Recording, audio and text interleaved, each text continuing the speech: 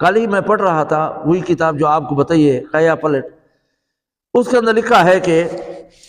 ایک آدمی کے دو بیٹے ہوں، ایک عالم اور ایک غیر عالم ہو،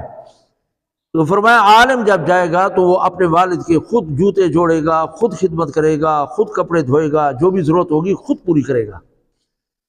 اور دوسرا اگر کوئی افسر ہے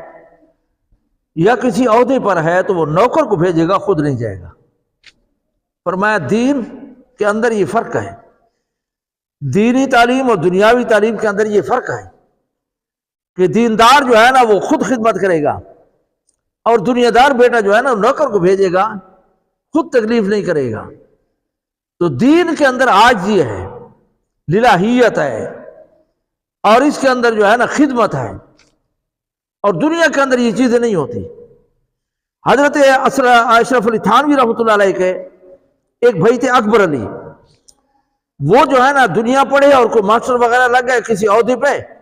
اور یہ دین پڑھا، تو بعد کے اندر وہ اس کا بڑا بھائی رویا کرتا تھا کہ کاش کہ میں بھی دین پڑھتا اور میں بھی اپنے بھائی کی طرح ہوتا۔ آج اکبر علی کو کوئی نہیں جانتا، اشرف علی کا اللہ تعالیٰ نے نام روشن کر دیا ہے۔ تو جب اللہ تعالیٰ کسی کو نبوت کے لیے، ولایت کے لیے، علم کے لیے منتخب کرتے ہیں تو پھر اللہ تعالیٰ اسے عزت دیتے ہیں، اس کی حفاظت کرتے ہیں، اسے ذلیل نہیں ہونے دیتے۔